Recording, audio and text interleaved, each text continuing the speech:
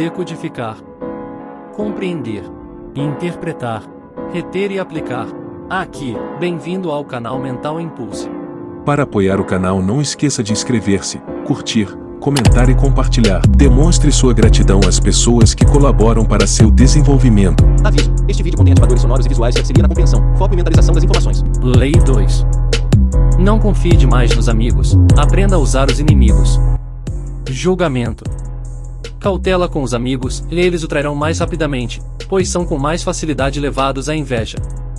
Eles também se tornam mimados e tirânicos. Mas contrate um ex-inimigo e ele lhe será mais eu do que um amigo, porque tem mais a provar. De fato, você tem mais o que temer por parte dos amigos do que dos inimigos. Se você não tem inimigos, descubra um jeito de tê-los. A lei transgredida. Em meados do século IX, um jovem chamado Miguel III assumiu o trono do Império Bizantino.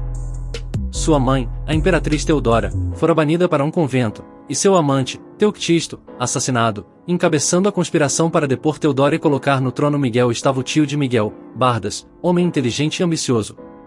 Miguel era agora um jovem e inexperiente soberano, rodeado de conspiradores, assassinos e devassos.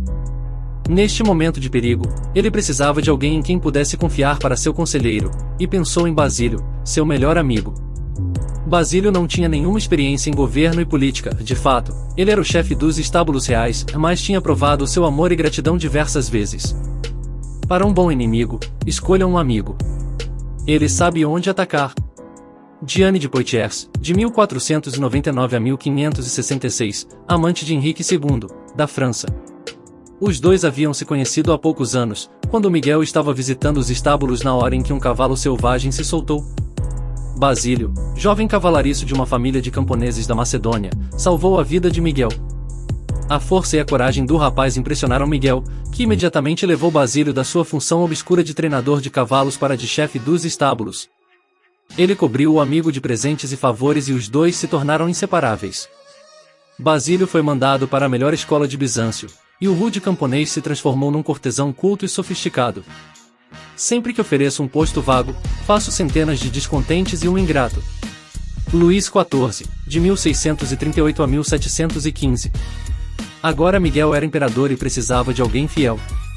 A quem mais ele poderia confiar o posto de camareiro-mor e conselheiro-chefe senão ao jovem que lhe devia tudo? Basílio poderia ser treinado para a função e Miguel o amava como a um irmão.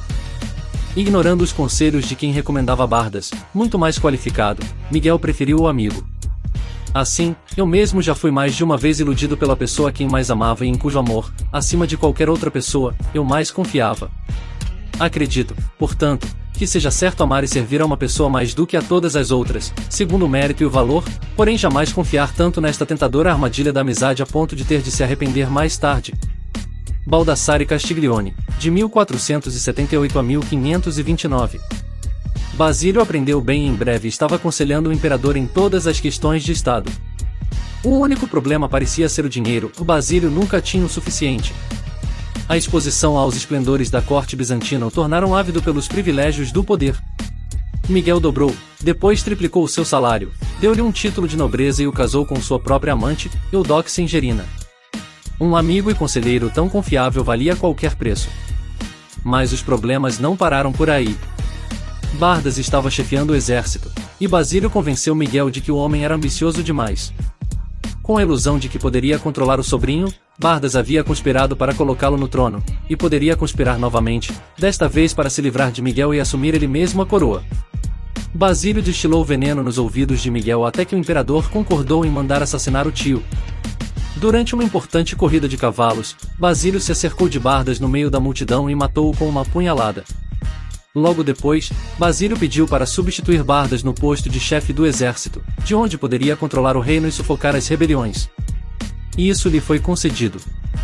Ora, o poder e a riqueza de Basílio só aumentavam e, passado algum tempo, Miguel, em dificuldades financeiras por causa das suas próprias extravagâncias, pediu ao amigo que lhe devolvesse parte do dinheiro que durante vários anos lhe emprestara.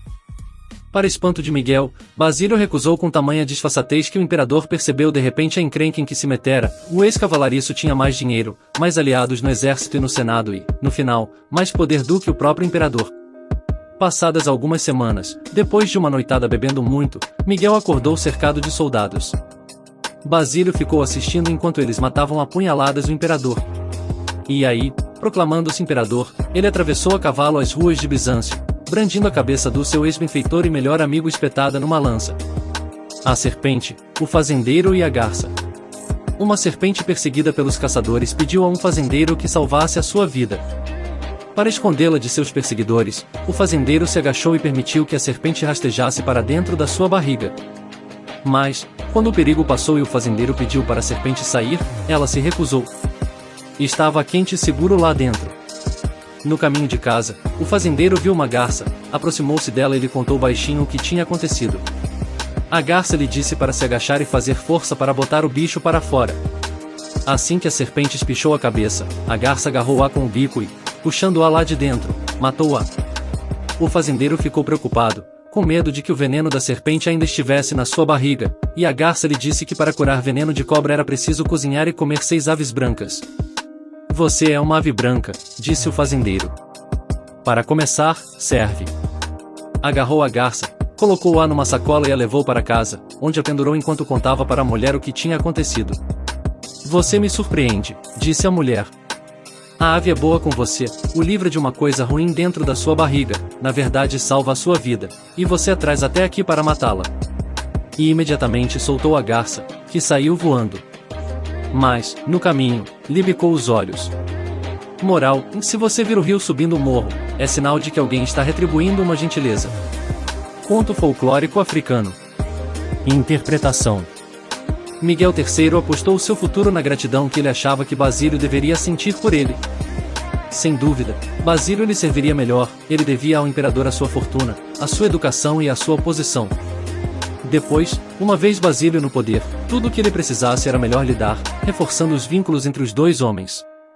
Só naquele dia fatídico, ao ver o sorriso descarado no rosto de Basílio, é que o imperador percebeu o erro fatal que tinha cometido. Havia criado um monstro. Tinha permitido que um homem visse o poder de perto, num homem que depois quis mais, que pediu tudo e conseguiu, que se sentiu carregando o peso da caridade que receberá e simplesmente fez o que muita gente faz nessa situação, e esqueceu os favores que recebeu e imaginou ter conquistado o sucesso por seus próprios méritos. No momento da revelação, Miguel ainda poderia ter salvo a sua vida, mas a amizade e o amor cegam os homens e eles não enxergam o que é do seu próprio interesse. Ninguém acredita que um amigo possa trair. E Miguel continuou não acreditando até o dia em que a sua cabeça foi parar na ponta de uma lança. Senhor, proteja-me dos meus amigos, que dos meus inimigos, cuido eu. Voltaire, de 1694 a 1778. A lei observada. Durante vários séculos após a queda da dinastia Han, a 222 d.C., a história da China seguiu o mesmo modelo de violência e golpes sangrentos, um após o outro. O exército conspirava para matar um imperador fraco, depois o substituía no trono do dragão por um general forte. O general iniciava uma nova dinastia e se coroava imperador, para garantir a própria sobrevivência ele matava os generais, seus companheiros. Alguns anos depois, entretanto, o modelo voltava a funcionar e novos generais se sublevavam e o matavam, ou matavam seus filhos. Ser imperador da China era ser uma pessoa solitária, cercada por um bando de inimigos, era o posto de menos poder, de menos segurança do reino. Em 959 d.C., o general Shao Cao-Yin se tornou imperador Sung. Ele sabia das suas chances, da probabilidade de em 1 ano ou 2 ser assassinado, como romper com esse modelo. Logo depois de se tornar imperador, Sung ordenou um banquete para comemorar a nova dinastia e convidou os comandantes mais poderosos do exército. Depois de beberem muito vinho, ele dispensou os guardas e todos os outros, exceto os generais, que agora temiam que ele os assassinasse a todos de um só golpe. Em vez disso, ele falou: passo o dia inteiro com medo, e me sinto infeliz tanto à mesa quanto na minha cama. Pois quem de vocês não sonha em subir ao trono? Não duvido da sua aliança, mas se por acaso seus subordinados, em busca de riqueza e posição, insistirem em colocar sobre seus ombros um manto amarelo, como vocês poderiam recusar? Bêbados e temendo por suas vidas, os generais proclamaram sua inocência e fidelidade. Mas Sung tinha outras ideias, a melhor maneira de viver é usufruir pacificamente de riquezas e homenagens. Se vocês estiverem dispostos a renunciar aos seus comandos, estou pronto para lhes dar as melhores terras e as moradias mais belas, onde poderão ter o prazer da companhia de cantores e de moças. Muita gente pensa que um príncipe sábio deveria, tendo a oportunidade, incentivar astuciosamente uma inimizade, de forma que, ao eliminá-la, ele possa aumentar a sua grandeza. Os príncipes, especialmente os novos, encontraram mais fé e utilidade naqueles homens a quem, no início do seu poder, viam com suspeita, do que naqueles em quem começaram confiando. Pandolfo Petrucci, príncipe de Siena, governou seu estado mais com aqueles de quem desconfiava do que com os outros. Nicolau Maquiavel, de 1469 a 1527. Os atonitos generais perceberam que, em vez de uma vida de lutas e ansiedades, Sung estava lhes oferecendo riqueza e segurança. No dia seguinte, todos os generais entregaram os seus pedidos de demissão e se retiraram para as terras que Sung lhes deu. De um só golpe, Sung transformou um bando de lobos, que se diziam amigos mas provavelmente o teriam traído, num grupo de dóceis ovelhas, afastados de todo o poder. Nos anos seguintes, Sung continuou a campanha para garantir o seu governo. Em 971 d.C., o rei Liu Jian do Sul finalmente se rendeu, depois de anos de rebelião. Para espanto de Liu, Sung lhe ofereceu um posto na corte imperial e o convidou a ir até o palácio para selarem com vinho a nova amizade. Segurando o copo que Sung lhe oferecia, o rei Liu hesitou, com medo de que estivesse envenenado. Os crimes de seus súditos certamente merecem a morte, gritou ele, mas eu imploro a sua majestade que poupe a vida do seu súdito. Na verdade, não ouso beber este vinho. O imperador Sung riu, pegou o copo de Liu e bebeu. Não estava envenenado. A partir daí, Liu se tornou seu amigo mais leal e confiável. Um Brahmane, grande especialista nos Vedas e que também foi um ótimo arqueiro, oferece os seus serviços ao seu bom amigo, que agora é o rei. O Brahmane grita ao ver o rei, reconheça-me, meu amigo. O rei lhe responde com desprezo e depois explica, sim, já fomos amigos, mas nossa amizade se baseava no poder que tínhamos, eu era seu amigo, bom Brahmane, porque era do meu interesse. Nenhum pobre é amigo do rico, nenhum tolo, do sábio, nenhum covarde, do corajoso. Um velho amigo, quem precisa dele? Só dois homens de igual riqueza e berço ficam amigos e se juntam, não um homem rico e outro pobre. Um velho amigo, quem precisa dele? Mahabharata, c. Século III a.C. Na época, a China se dividia em muitos reinos menores. Quando Enshu, rei de um deles, foi derrotado, os ministros de Sung aconselharam o imperador a trancafiar este rebelde. Eles apresentaram documentos provando que ele ainda conspirava para matar Sung. Quando Enshu foi visitar o imperador, entretanto, em vez de prendê-lo, Sung o homenageou. Deu-lhe também um pacote, que disse para o ex-rei abrir no caminho de casa. Enshu abriu o pacote na viagem de volta e viu que continha todos os documentos sobre a sua conspiração. Percebeu que Sung sabia dos seus planos assassinos, mas mesmo assim o havia poupado. Esta generosidade o conquistou, e ele também passou a ser um dos súditos mais leais de Sung. Interpretação: um provérbio chinês compara os amigos aos dentes e mandíbulas de um animal perigoso, em se você não tomar cuidado, eles acabam mastigando você. O imperador Sung conhecia as mandíbulas por entre as quais estava passando ao assumir o trono, e seus amigos no exército mastigariam como um pedaço de carne, e, se ele conseguisse sobreviver, seus amigos no governo jantariam. O imperador Sung não quis saber de truques com amigos, subornou os colegas generais com esplêndidas terras e os manteve afastados. Esse foi um jeito bem melhor de enfraquecê-los sem os matar, o que só levaria os outros generais a buscar vingança. E Sung não quis nada com ministros amistosos. Com mais frequência, eles acabariam bebendo seu famoso copo de vinho. Em vez de confiar em amigos, Sung usou seus inimigos, um após o outro, transformando-os em súditos muito mais confiáveis. Enquanto um amigo espera receber cada vez mais favores, e ferve de inveja, esses antigos inimigos não esperavam nada e conseguiram tudo. Um homem que se vê poupado de repente da guilhotina é um homem grato, não há dúvida, e fará o impossível pelo homem que o perdoou. Com o tempo, estes ex-inimigos se tornaram os amigos mais fiéis de Sung. E Sung conseguiu finalmente romper com o modelo de golpes, violências e guerras civis. A dinastia Sung governou a China por mais de 300 anos. Em um discurso pronunciado no auge da Guerra Civil, Abraham Lincoln se referiu aos sulistas como seres humanos, companheiros que estavam no caminho errado. Uma senhora idosa o criticou por ele não os ter chamado de inimigos irreconciliáveis que precisavam ser destruídos. Por quê, minha senhora? Lincoln respondeu, não destruo os meus inimigos quando os torno meus amigos. Colha uma abelha por bondade, e verá as limitações da bondade. Provérbio Sofia: as chaves do poder. É natural querer empregar os amigos quando você mesmo está passando por dificuldades. O mundo é árido, e os amigos o suavizam. Além do mais, você os conhece. Por que depender de um estranho quando se tem um amigo à mão? Os homens apressam-se mais a retribuir um dano do que um benefício, porque a gratidão é um peso e a vingança, um prazer. Tácito, C55, 120 d.C. O problema é que nem sempre se conhece os amigos tão bem quanto se imagina. Eles costumam concordar para evitar discussões. Disfarçam suas qualidades desagradáveis para não se ofenderem mutuamente. Acham graça demais nas piadas uns dos outros. Visto que a honestidade raramente reforça a amizade, você talvez jamais saiba o que um amigo realmente sente. Eles dirão que gostam da sua poesia, adoram a sua música, invejam o seu bom gosto para se vestir, talvez estejam sendo sinceros, com frequência não estão. Quando você decide contratar um amigo, aos poucos vai descobrindo as qualidades que ele, ou ela, estava escondendo. Curiosamente, é o seu ato de bondade que desequilibra tudo. As pessoas querem sentir que merecem a sorte que estão tendo. O recibo por um favor pode ser opressivo, significa que você foi escolhido porque é um amigo, não necessariamente porque merece. Existe quase que um toque de condescendência no ato de contratar os amigos que no íntimo os aflige. O dano vai surgindo lentamente, em um pouco mais de honestidade, lampejos de inveja e ressentimento aqui e ali, e, antes que você perceba, a amizade se foi. Quanto mais favores e presentes você distribuir para reavivar a amizade, menos gratidão receberá em troco. Lucrando com os inimigos. Aconteceu, certa vez, que o rei Ero, falando com um dos seus inimigos, foi recriminado por ter mau hálito. O rei, então, um tanto constrangido, assim que chegou em casa ralhou com a mulher: "Como é que você nunca me falou sobre isso?" A mulher, uma dama simples, casta e inofensiva, disse: "Senhor, pensei que todos os homens tivessem um hálito com esse cheiro."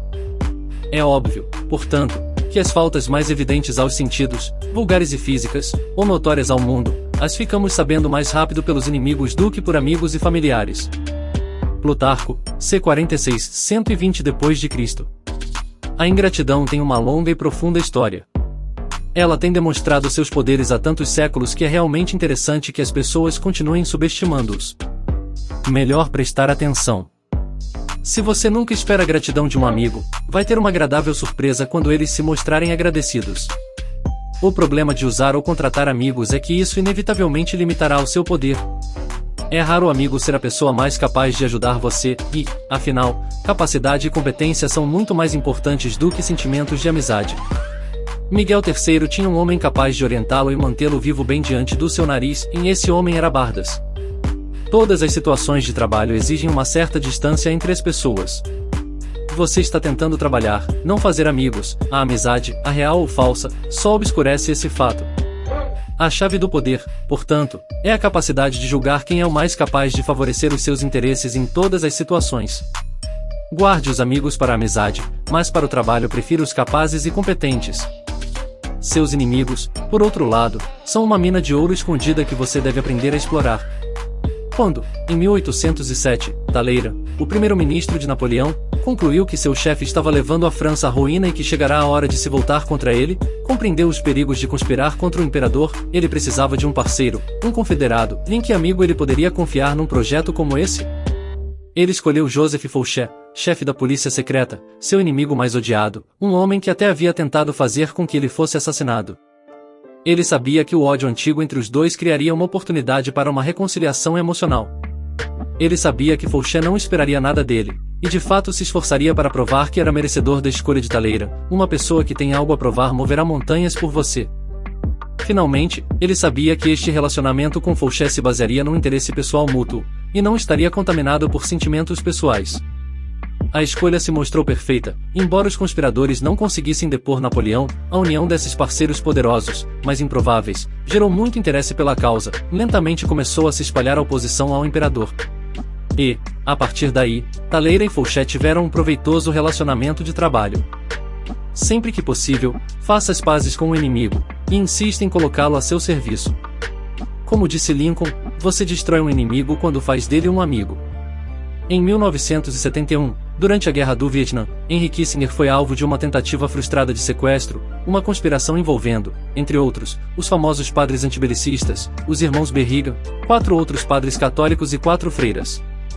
Em particular, sem informar ao serviço secreto ou ao Departamento de Justiça, Kissinger combinou um encontro num sábado de manhã com 3 dos supostos sequestradores. explicando aos seus convidados que tiraria a maior parte dos soldados americanos do Vietnã em meados de 1972, ele os fascinou. Ganhou deles os botões com os dizeres "sequestre Kissinger" e continuou seu amigo durante anos, visitando-o em diversas ocasiões.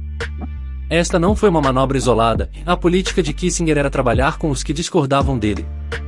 Os colegas comentavam que ele parecia se dar melhor com seus inimigos do que com seus amigos. Sem inimigos à nossa volta, ficaríamos preguiçosos. Um inimigo nos calcanhares aguça nossa percepção, nos mantém concentrados e alertas. Às vezes, então, é melhor usar os inimigos como inimigos mesmo, em vez de transformá-los em amigos ou aliados. Mao Tse-tung via o conflito como um elemento-chave na sua abordagem ao poder. Em 1937, os japoneses invadiram a China, interrompendo a guerra civil entre os comunistas de Mao e seus inimigos, os nacionalistas. Temendo que os japoneses acabassem com eles, alguns líderes comunistas defendiam a ideia de deixar os nacionalistas lutando com os japoneses, e usar esse tempo para se recuperar. Mao discordou, os japoneses não poderiam derrotar e ocupar um país tão vasto quanto a China por muito tempo. Depois que eles saíssem, os comunistas estariam enferrujados se ficassem muitos anos fora de combate, e estariam despreparados para reabrir a luta contra os nacionalistas. Enfrentar um inimigo formidável como os japoneses, de fato, seria o treinamento perfeito para o exército maltrapilho comunista. O plano de Mao foi adotado, e funcionou, e quando os japoneses finalmente se retiraram, os comunistas tinham ganho experiência de combate que os ajudou a derrotar os nacionalistas. Anos depois, um visitante japonês tentou se desculpar com Mao porque o seu país tinha invadido a China. Mao interrompeu, ao contrário, não deveria eu lhe agradecer? Sem um adversário à altura, explicou ele, um homem ou grupo não pode se fortalecer.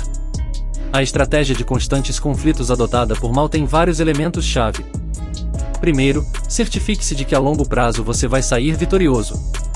Jamais entre em luta com quem você não tenha certeza de derrotar, como Mao sabia que era o que ia acontecer no final com os japoneses. Segundo, se você não tiver nenhum inimigo aparente, às vezes será preciso definir um alvo conveniente, até mesmo transformar um amigo em inimigo. Mao usou esta tática várias vezes na política. Terceiro, use esses inimigos para esclarecer melhor ao público a sua causa, até estruturando-a como uma luta entre o bem e o mal. Na verdade, Mao incentivou o desacordo da China com a União Soviética e os Estados Unidos, sem inimigos definidos. Ele acreditava, seu povo perderia a noção do que era o comunismo chinês. Um inimigo nitidamente definido é um argumento muito mais forte a seu favor do que todas as palavras que você conseguir usar. Jamais deixe que a presença de inimigos o perturbe ou aflija, você está muito melhor com um ou dois adversários declarados do que quando não sabe quem é o seu verdadeiro inimigo. O homem de poder aceita o conflito, usando o inimigo para melhorar a sua reputação como um lutador seguro, em quem se pode confiar em épocas incertas. Imagem, o perigo da ingratidão. Sabendo o que pode acontecer se você colocar o dedo na boca de um leão, é melhor não fazer isso. Com amigos você não terá tanta cautela e, se os contratar, eles o comerão vivo com a sua ingratidão. Autoridade, saiba tirar vantagem dos inimigos. Você precisa aprender que não é pela lâmina que se segura a espada, mas pelo punho, para poder se defender. O sábio lucra mais com seus inimigos do que o tolo com seus amigos. Baltazar Gracian, de 1601 a 1658. O inverso. Embora em geral seja melhor não misturar trabalho com amizade, há momentos em que um amigo pode ser mais eficaz do que um inimigo. Um homem de poder, por exemplo, frequentemente precisa fazer um trabalho sujo, mas, para salvar as aparências, é melhor deixar que outros façam isso por ele. Os amigos são os melhores, visto estarem dispostos a se arriscar pelo afeto que sentem por ele. Além disso, se os seus planos gorarem por algum motivo, o amigo é um bode expiatório muito conveniente. Esta queda do favorito era um truque usado com frequência por reis e soberanos, e eles deixavam que o seu melhor amigo na corte assumisse a responsabilidade por um erro, visto que o público não acreditaria que eles deliberadamente sacrificassem um amigo com esse propósito. É claro que, depois de fazer essa jogada, você perdeu o seu amigo para sempre. É melhor, portanto, reservar o papel de bode expiatório para alguém chegado a você, mas não muito. Finalmente, o problema de trabalhar com amigos é que isso confunde os limites e as distâncias que o trabalho exige. Mas, se ambos os parceiros no arranjo compreendem os perigos envolvidos, um amigo pode ser muito eficaz. Você não deve jamais baixar a guarda nessa aventura, entretanto, fique sempre atento a qualquer sinal de perturbação emocional, tal como inveja e ingratidão. Nada é estável no reino do poder, e mesmo os amigos mais chegados podem se transformar nos piores inimigos. Essa é apenas uma lei, das 48 leis do poder. Para ver as outras 47, acesse nossa playlist, As 48 Leis do Poder, Robert Greene, para sua evolução mental. Para apoiar o canal, não esqueça de inscrever-se, curtir, comentar e compartilhar. Demonstre sua gratidão às pessoas que colaboram para seu desenvolvimento.